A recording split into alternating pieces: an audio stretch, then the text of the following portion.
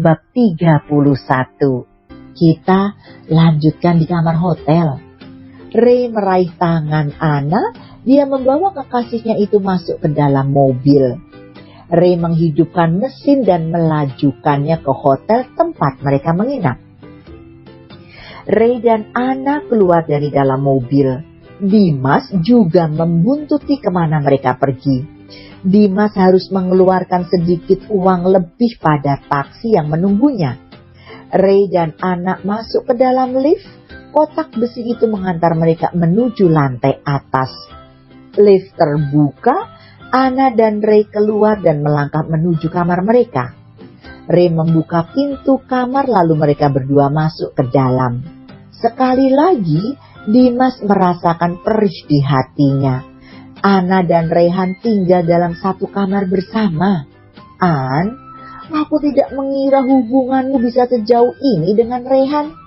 Lirih Dimas. Apa yang dilakukan Anna sama persis dengan yang dilakukan Dimas tempo dulu. Sebelum menikah dengan Lisa, dia sudah berselingkuh. Dimas dan Lisa bahkan sering menginap di hotel bersama. Hanya sayangnya, Anna tidak melihat itu semua. Anna mengetahui perselingkuhan mereka saat keduanya sudah menikah secara siri. Dimas melepas topi dan masker yang dia pakai. Dia berjalan gontai hendak masuk ke dalam lift. Namun dua orang pria telah menghadangnya. Dimas mundur ke belakang saat dua pria kekar itu mendekat padanya. "Kalian mau apa?" "Ikut kami, Tuan. Kami tidak akan memaksa jika Tuan mau bekerja sama," ucap salah satu pria kekar itu. Dalam hati, Dimas bertanya-tanya, siapa dua pria ini? Rasa-rasanya dia tidak ada mengganggu seseorang di sini. Pikir Dimas tertuju pada Rehan. Siapa lagi jika bukan Rehan si tukang rebut istri orang? Gigi Dimas bergemelatuk geram, dia sudah ketahuan telah membuntuti mereka. "Apa Rehan yang menyuruh kalian?" tanya Dimas. "Tuan, jangan banyak bicara, mari ikut kami," ucapnya. Dimas mengikuti kedua pria tadi, mereka masuk ke dalam lift. Mereka keluar saat pintu lift terbuka, Dimas digiring menuju sebuah kamar hotel. Salah satu pria membuka pintu kamar. "Silakan Tuan, masuk. Tunggulah atasan kami di sini." Dimas masuk ke dalam kamar hotel. Dua pria itu menutup pintu kamar.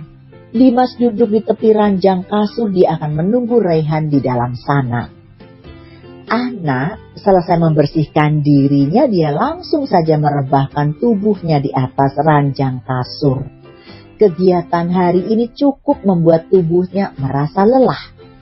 Ray ikut merangkak naik ke ranjang tidur. Seperti biasanya tiada hari tanpa memeluk Anna. "Sayang, tidurlah," ucap Ray. "Aku belum ngantuk, Ray," jawab Anna. Ray merebahkan kepala Anna ke dalam tubuh bidangnya. Dia juga mengusap-usap rambut Anna. Ray harus membuat kekasihnya itu tertidur. Dia akan menemui si penguntit Dimas. Ray tahu Dimas menguntit mereka berdua. Seseorang yang menelpon Ray saat itu adalah anak buahnya. Anak buah Ray mengatakan jika ada seseorang yang mengikuti mereka. Bawahan Ray itu selalu mengawasi Ray dan Anna dari kejauhan. Mereka curiga saat melihat pria bertopi dan memakai masker yang selalu ada tidak jauh dari Ray dan juga Anna. Itu sebabnya mereka menelpon Rehan. Rehan tahu jika yang menguntitnya adalah Dimas. Dia pura-pura tidak tahu dan bersikap biasa saja. Ray malah senang akan hal itu. Dia malah membuat suasana hati Dimas menjadi panas. Ray sengaja mengecup bibir Anna di depan Dimas. Dia ingin menunjukkan jika dirinya yang telah memiliki Anna. Anna masih belum mau tidur. Dia membuat pola-pola abstrak di dada polos Rehan. Jika terus begini, maka Rehan yang tertidur. Dia memejamkan matanya menikmati sentuhan jari jemari Ana.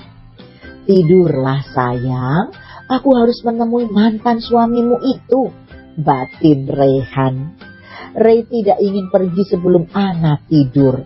Jika dia pergi sekarang, maka pujaan hatinya itu akan mencercanya dengan berbagai pertanyaan.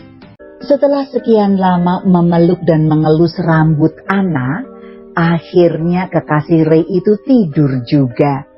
Ray perlahan mulai bangkit dari ranjang. Dia melambai-lambaikan tangannya di depan wajah Ana. Ray bernafas lega. Akhirnya Ana tidur juga. Dia memakai kembali pakaian atasnya. Dengan perlahan Ray membuka pintu kamar. Di depan sudah ada bawahan Rayhan. "Jaga kekasihku, jangan sampai dia keluar dari dalam kamar," perintah Rayhan. "Siap, Tuan." Rayhan memang membawa 3 orang bawahannya, ketiga pria itu yang mengurus segala keperluan Rayhan selama di Paris. Rayhan melangkah masuk menuju lift. Dia menekan tombol angka menuju lantai kamar Dimas. Ray keluar saat lift sudah sampai. Dia berjalan dan di depan kamar Dimas sudah ada 2 orang bawahannya yang lain. 2 pria bawahan Rayhan itu menunduk saat Ray sudah berada di hadapan mereka. "Buka pintunya," titah Ray. Salah satu dari mereka membuka pintu kamar untuk Ray. "Silahkan, Tuan." Ray hanya berdehem dan melangkah masuk ke dalam, diiringi oleh 2 bawahannya di sisi kiri dan kanan. Dimas bangkit dari duduknya saat Rayhan telah tiba. Dia menunjukkan wajah yang penuh amarah. Ray menyunggingkan sebelah bibirnya. Ray mengangkat tangannya ke atas sebagai kode agar kedua anak buahnya meninggalkan dia dan Dimas. Anak buah Rayhan keluar dan tidak lupa mereka juga menutup pintu. Kini hanya tinggal Dimas dan Rayhan saja yang di dalam. "Apa kamu kurang kerjaan? Bisanya hanya menguntit," cibir Rayhan. "Kamulah penguntit itu. Kamu selalu mengikuti Ana kemanapun." Dimas menatap sengit Rayhan.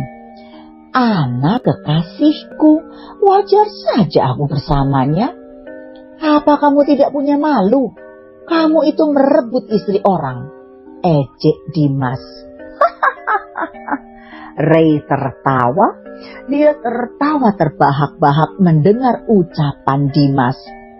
Ray menggeleng-gelengkan kepalanya. Dia merasa lucu akan ucapan yang keluar dari bibir Dimas. "Apa aku harus membuka aibmu? Ternyata kamu masih tidak sadar diri ya?" Ray terkekeh. "Aku memang bersalah.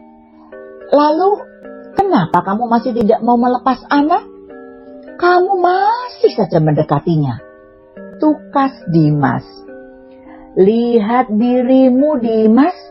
Lihat dirimu di cermin. Aku sudah melepaskan Ana waktu itu.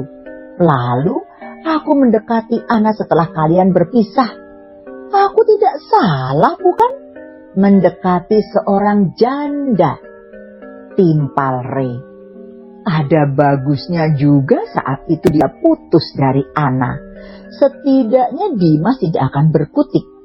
Mereka sempat putus, lalu Ray mendekati Ana kembali setelah kekasihnya itu menjanda.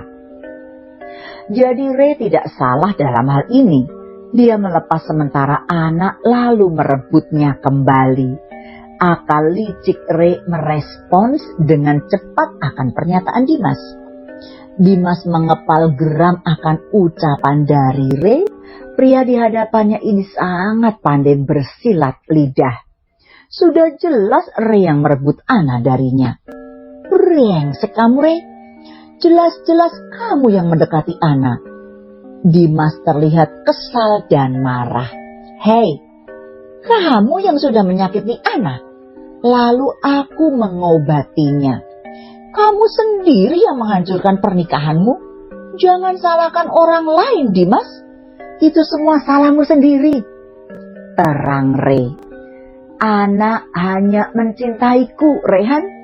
Dia bersamamu hanya untuk pelarian, cibir Dimas. Ray terdiam mendengarnya. Dia mengepal geram akan ucapan Dimas. Kita lihat saja nanti.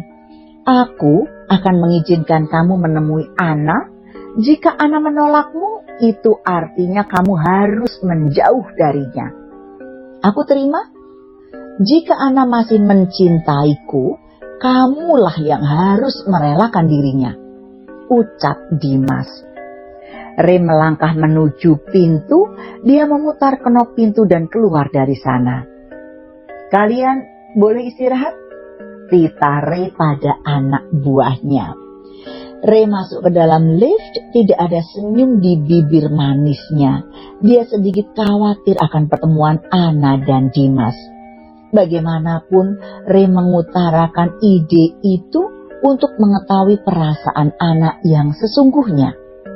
Ray ingin masalah Ana dan Dimas selesai saat itu juga, agar Dimas tidak lagi mengejar-ngejar Ana. Pintu lift terbuka dan Ray keluar. Dia memerintahkan anak buahnya untuk pergi. Ray masuk ke dalam kamar. Dia melihat Ana tertidur dengan pulas. Ray masuk ke dalam kamar mandi. Dia menghidupkan keran air lalu membasuh wajahnya. Ray menatap wajahnya di depan cermin. Dia menghela nafas panjang. Ray keluar dari dalam kamar mandi. Dia merangkak naik ke atas tempat tidur. Ray memperhatikan wajah tunangannya itu. Dia mengecup kening Ana dengan lembut. Aku ingin tahu bagaimana reaksi kamu bertemu dengan Dimas besok, gumam Ray. Ray merebahkan dirinya di samping Ana. Dia memeluk Ana dengan erat. Ray memejamkan matanya dan tertidur. Paginya Ana sudah selesai mandi. Dia keluar dari kamar mandi dengan bathrobe dan handuk yang melilit di kepalanya. Ana tersenyum melihat Ray yang masih lelap dalam tidurnya. Ana membuka handuk di kepalanya. Dia duduk di tepi ranjang. Ana mengibaskan rambutnya yang basah di hadapan wajah Rehan. Sontak saja kekasihnya itu mengerjap dan mengusap wajahnya yang terkena tetesan air dari rambut Ana. An, aku masih ngantuk, ucap Ray. Ayo bangun, kita sarapan pagi bersama. Ana menarik tangan Rehan agar terbangun dari tidurnya. Ana meraih ponselnya di atas nakas meja. Dia memotret kekasihnya itu. Ana terkekeh geli melihat wajah bantal dari Rehan.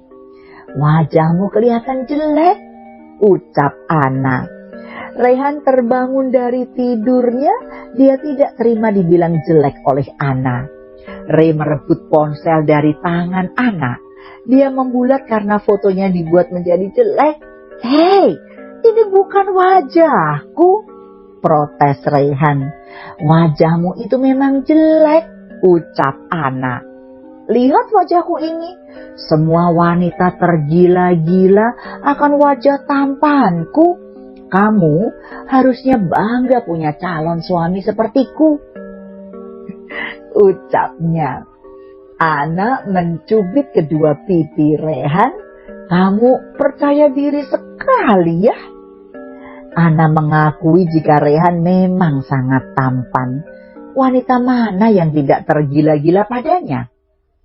Tapi pria di hadapannya ini sangat mencintai dirinya. Rehan mengelus kedua pipinya. Bersiaplah kita sarapan di bawah. Iya. Ana mengambil pakaiannya di dalam lemari, sedangkan Ray masuk ke kamar mandi. Ana juga menyiapkan pakaian ganti untuk Rehan. Ana merias dirinya di depan cermin. Ray keluar dengan handuk yang melilit pinggang. Dia mengambil pakaian ganti dan memakainya. Ana biasa saja melihat Ray yang berganti pakaian di hadapannya. Selama tinggal bersama, mereka sudah melihat luar dalam. Hanya saja mereka tidak melakukan hal yang intim satu itu saja. Ray memeluk Ana yang masih duduk di kursi meja rias. Dia menghirup aroma wangi yang keluar dari rambut Ana. Ana, apa kamu mencintaiku? Tanya Ray. Tentu saja. Kenapa memangnya? Aku hanya ingin memastikannya saja. Aku ingin kamu jujur saja. Bagaimana perasaanmu padaku? Ana beranjak dari kursinya. Dia menghadap melihat Rehan. Kamu ragu kepadaku? Aku percaya padamu, tapi aku takut kamu menerimaku hanya karena kasihan. Ana memeluk Rehan. Percayalah, aku mencintai kamu. Jangan ragu dengan hatimu. Aku mencintai kamu, Rehan. Rehan tersenyum mendengarnya. Dia lalu mengajak Ana untuk sarapan bersama di bawah. Ray akan mempertemukan Dimas dan Ana saat di bawah nanti. Bersambung.